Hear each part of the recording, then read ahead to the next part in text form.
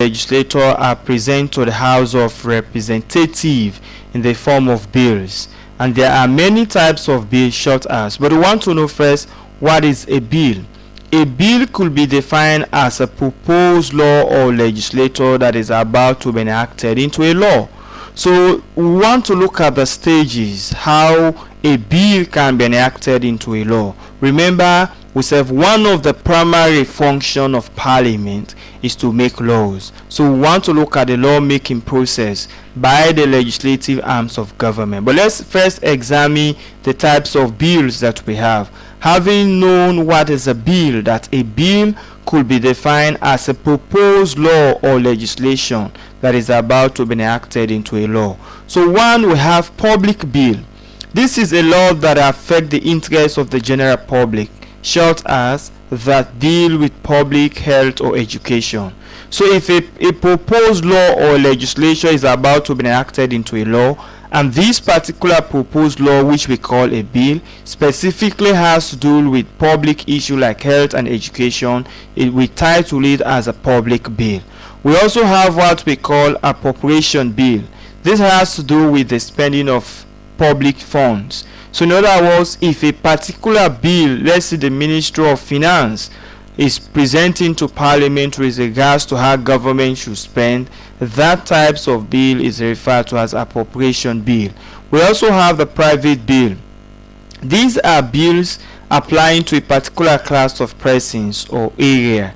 Then private member bills, these could be public bills, but a member of Parliament who is not a member of the executive usually initiates them in parliamentary system of government. So when we say private members of bill, somebody who is not part of the executive arms of government, maybe an ordinary member of Parliament, will put it forward. We call that one a private member bills. Please don't forget to hit on the subscribe button. You can also add your comment, so you can add your view to the class. Now, having looked at these types of bills that we have, a public bill, appropriation bill, we have a private bills, and of course we also have private member bills. So we want to look at the stages that involved, because mind you, we're looking at the lawmaking process by the legislative organs of government. So let's look at how a bills becomes a law.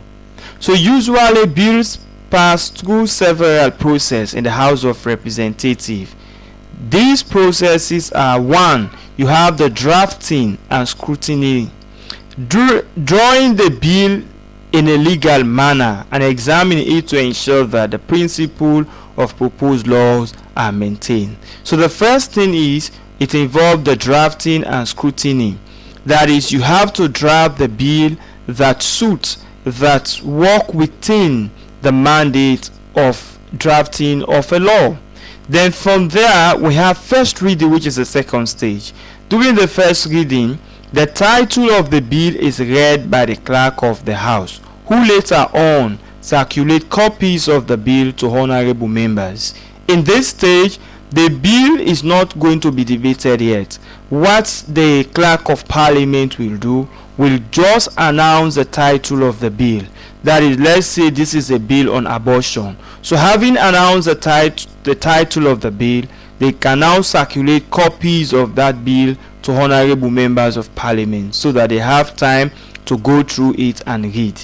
Then the third stage, which we call the second reading, at this stage the whole bill is read through and members debate and vote on the main principle of the bill. No amendment is allowed at this stage. A bill that is defeated at this stage never again sees the light of the day. So here in the third stage, which is the second reading, remember in the second stage, which is the first reading, they've already announced the title of the bill, they've distributed the copies of it. So in the second reading, it is now time for honorable members of Parliament to debate on it, and no amendment will be made. So if 2/3 majority voted against that particular bill in the second reading, they will throw it out of Parliament. But if 2/3 majority supported it, it can now move to the other stage, which is the committee stage. If the main principle of the bill is accepted, the bill passes to the committee stage. At this stage, the bill is considered thoroughly, clause by clause, and amendments are allowed. There are many committees in modern legislature, such as Committee of the Whole House, Public Finance Committee, and Appropriation Bill Committee, etc. Many public bills go to the Committee of the Whole House. A Committee of the Whole House is formed when a house resolves itself to a committee. This is absorbed when mark, which is a symbol of authority of the house, is removed from the top of the table in front of the Speaker of the House. So what happens in the committee stage, because we have different committees in Parliament, we have Committee on Education, Committee on Health, Committee on Agriculture. So they can now move it to that committee, and this committee is charged with the responsibility of looking at the bill clause after clause, and also possibly making amendments where they think they should have some changes, they should add this and remove. It will be taken to that committee stage, which is the fourth stage. So as we said, when you look at these stages, the drafting and scrutiny, you also have the first reading, the second reading, you also have what we call the committee stage, and the bill can only move to the committee stage having passed through the second reading. If that is the 2/3 majority voted for it, it can now be moved to the other stage. Then apart from the committee stage, we also have what we call reporting stage.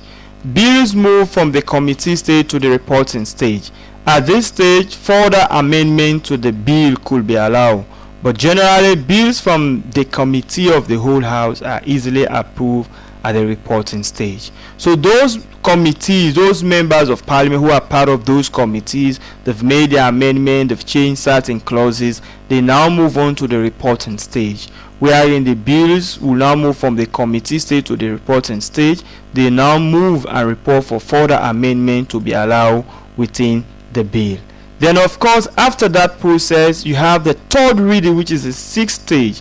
When a bill passes from the reporting stage to the third reading, no further amendment is allowed. So in the third reading, no more amendment, no more changes will be made. Then finally, we have the assent. The bill is sent to the head of state of his signature for his signature. In a country with bicameral legislature, that is two legislators, the lower and upper houses, the bill undergoes the same process in the second chamber before proceeding to the president for his signature. When a country with a unicameral legislature, that is one chamber, the bill goes straight to the president. In a parliamentary or cabinet system of government, the legislature for approval of the president to a bill is usually taken for granted. This is to say, the president is bound to give his assent to all bills already approved by both houses of the legislature. That was why the system operated in the First Republic. But however, the situation is different in the presidential system of government. In this system, the president is not bound to give his assent to bill if it passed by the legislature, that is, if it is two chambers. So the final stage for it to be enacted into a law, that is where it now move on to the signature of the president. So when the president finally signs it, that is a presidential signature, or what we call presidential assent, it becomes a law. So these are the stages that it involves before a bill can be enacted into a law. And remember, we said a bill could be defined as what? A proposed law or legislation that is about to be enacted into a law. So the first, you have the drafting and the scrutiny stage. Then from there, you have what we call first reading. In the first reading, they will only announce the title of that particular bill to members of parliament, and the copies will be circulated to the members of parliament. Then you have what we call the second reading. The second reading this time around will now commence with debate. So if 2/3 majority voted for that particular bill, it can now move to the next stage we call the committee stage. But if 2/3 majority voted against it, it cannot move to the next stage we call the committee stage. So in the committee stage, what happens? they will now have honorable members from these different